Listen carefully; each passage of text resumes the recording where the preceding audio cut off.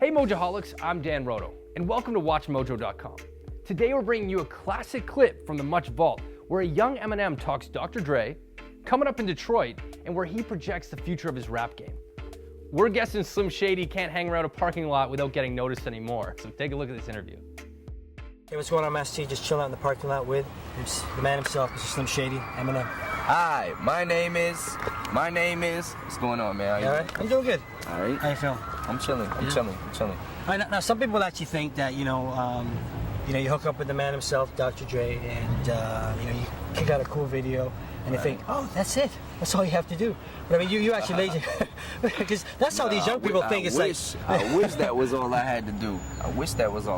But there's a whole foundation surrounding you. So why don't you kind of break that down for a lot of people? Because I mean, you obviously, you're kind of tired of talking about it. You don't necessarily want to be just known as like an underground. You started from the underground in terms of like your MCing skills and that type of thing. But tell us about the foundation in terms of what brought you to this point. What brought me to this point? I was an underground MC for years, I was doing my thing. I was in a lot of rap contests, in Detroit. I won a lot of contests, a lot of battles in Detroit. Took second place in the Scribble Jam in Cincinnati. Went to LA for the Rap Olympics. Was constantly battling. That was my thing. That was the only way for me to get known. That's the only way I knew how to get known. And then when I was in the Rap Olympics back in '97, I took second place in the Rap Olympics and gave my tape to some kids at Interscope. Interscope gave the tape to Jimmy Iovine. Jimmy Iovine liked it and he gave it to Dre. He played it for Dre. And Dre liked it and Dre was looking for me, and found me like 3 days later. But the combination's working. I mean, you're also kind of bringing Dre back in a way, to a certain extent. I mean, he's always been. I mean, he's always been there. He's always been doing this thing. But realistically, his last album really wasn't, that great. But here, everyone's feeling the actual production here. Dre was off track for a minute. Dre had a couple of bad years, but Dre is Dre. Dre is like a cat. Dre is always gonna land on his feet. He's always gonna land on his feet. So, I feel like me and Dre got a chemistry similar to him and Snoop's chemistry, not necessarily to compare myself to Snoop, but there's a certain chemistry there, and all Dre needed was to work with the right people, you know what I'm saying? So, Dre's back. Right, in a big way. Do you think the art of, you talked about, in terms of how you got your lyrical skills, do you think the art of MCing is kind of is it dwindling in terms of the way we're dealing with a lot of the commercial end of things in terms of hip-hop? But in terms of the actual true skills, is it something that's coming back, or is it? I feel like it's coming back. I don't feel it necessarily really left. You just gotta check for the right stuff. I'm trying to bring MCing and skill and storytelling to a next level though. I'm trying to bring a next level to the game. With the way that I do my stuff. Now, the new album has definitely sparked a lot of controversy. I'm going to talk about the actual article written by Timothy White, which, he mentioned a couple things in terms of, obviously the guilty conscience and the '97 Bonnie and Clyde thing. But what do you answer to that? When you're actually talking about, this like a 15-year-old girl that, hit it, you know what I mean? And Timothy White gave me a free ad, and I want to thank him for that. And I also like his bow tie. It's a nice bow tie he had. The song Guilty Conscience that he's talking about, first of all, he doesn't know hip-hop, so he doesn't belong judging it. He doesn't even know about it, so he shouldn't speak on it. But the song Guilty Conscience, what it was trying to say, if he had half a brain in his head, was that it was 3 instances of somebody about to do something bad, and this is what was going through their mind when they was about to do this. You know what I'm saying? There's the good half of you and there's the bad half of you.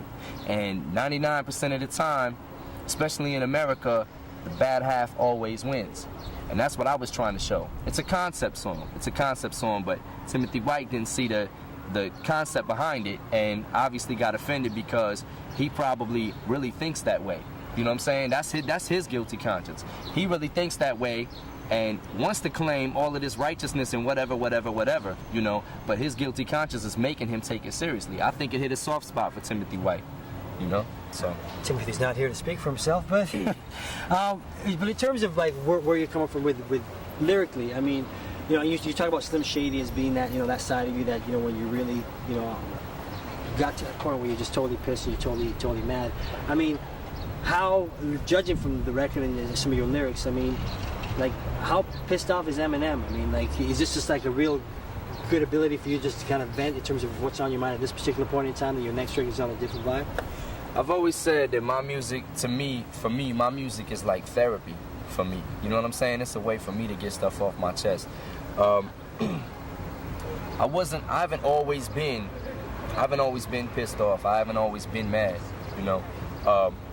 It just came to I feel like right now, it's just came to a boiling point for me. You know what I mean? I've been through so much stuff in my life that, you know, I kind of reached a point where I was just fed up, you know, and just got tired of it.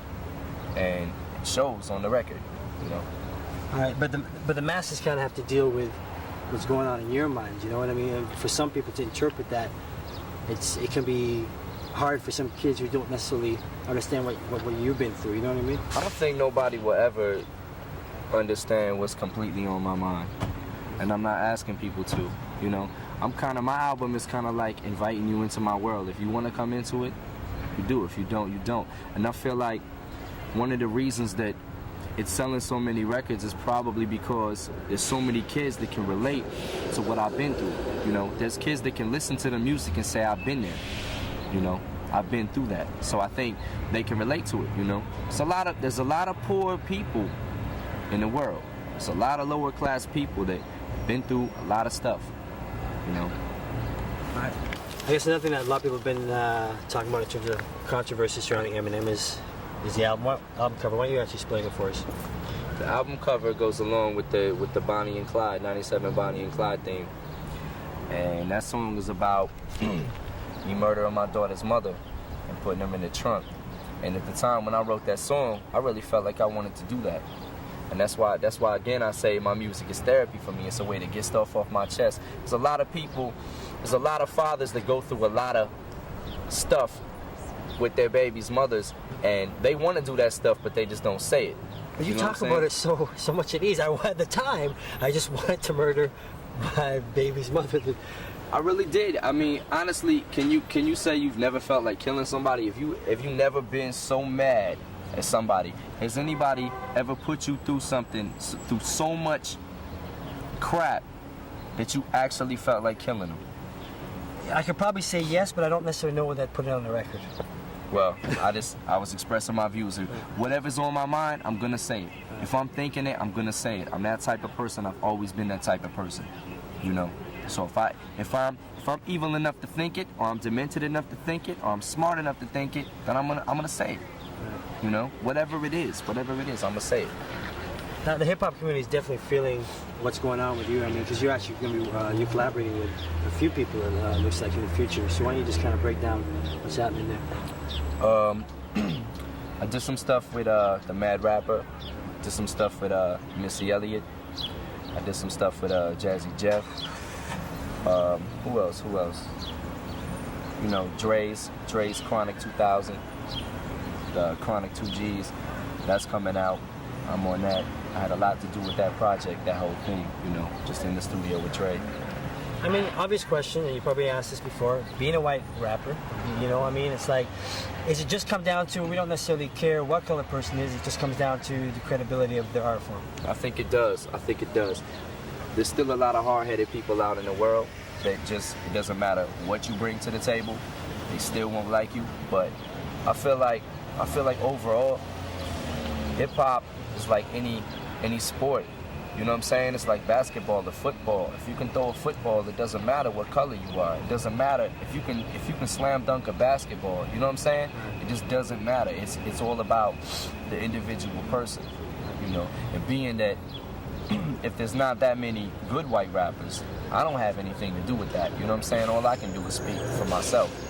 You know, this is me, and this is all I can do is bring me. You know, so I think it really depends on the individual. You know, every case is separate. Every case is different. Check out these other great clips from WatchMojo, and be sure to subscribe and ring the bell to be notified about our latest videos.